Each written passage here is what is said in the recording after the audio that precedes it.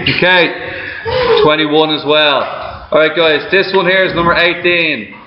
6a squared minus 5a squared.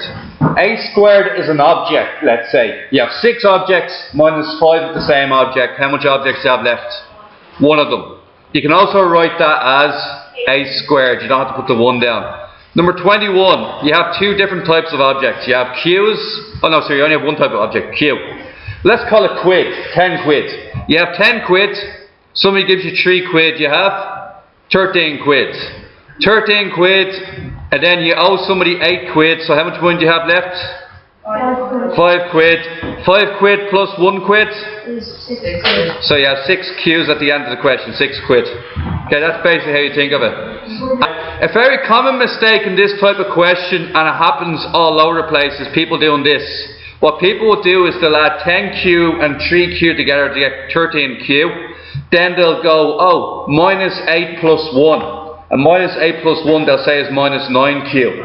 But I've told you this since the first chapter. When you're adding and subtracting, treat it like money. So what I'm saying about the 10 quid, the 3 quid, just take it, go left to right. 10 quid starts off plus 3 quid, 13 quid. 13 quid minus 8 quid gives you 5 quid. 5 quid plus 1 quid gives you 6 quid. That's the way you're to do pluses and minuses, okay? Because then you won't make a mistake.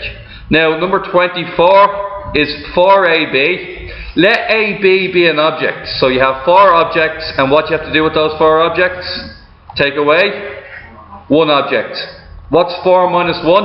3AB. So it's just 3AB. Don't let the AB confuse you. It's just an object, okay?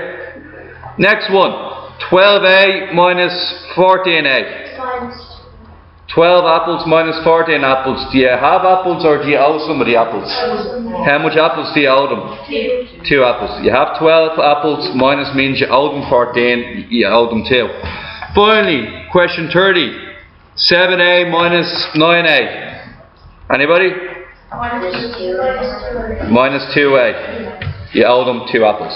Easy enough stuff, yeah? Alright, this stuff here. Now, what you gotta do is, I'm gonna do one of the easier ones to start off. You gotta multiply. Okay? Now what this means is, if you have 3 x's and you have the number 2, that's 3x plus 2, isn't it?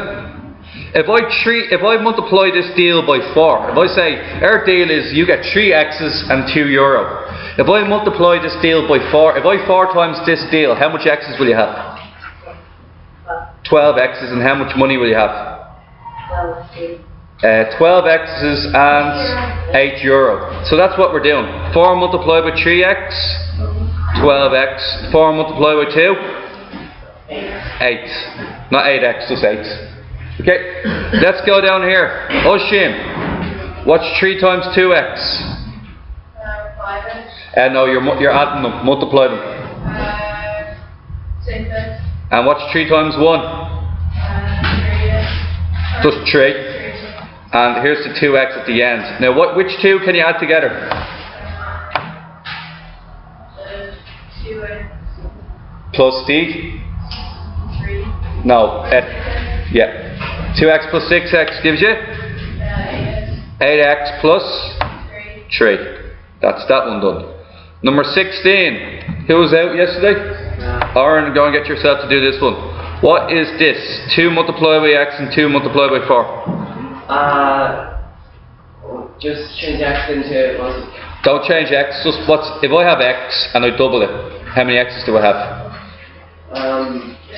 2. 2 x's. If I have €4 and I double it, how much euro do you have? 8. €8. Now, x's and numbers are completely different. So how many x's do you have in total? 2. You do have 2, but you have 4 x's plus 2 x's, which is? 6. 6 x's. And you have 8 left over, because you can't add them together. They're different objects. They're like adding apples and bananas. You can't say 3 apples plus 2 bananas is 5. That doesn't work. They're 2 completely different objects. It doesn't work that way. Now, number 19, guys. Joey, you do number 19 for me. Okay. How'd you get number 19? Minus 2 multiplied by 5. What's minus 2 times 5? minus 10. Minus 10. Okay, what's minus 2 by minus 4x? That would be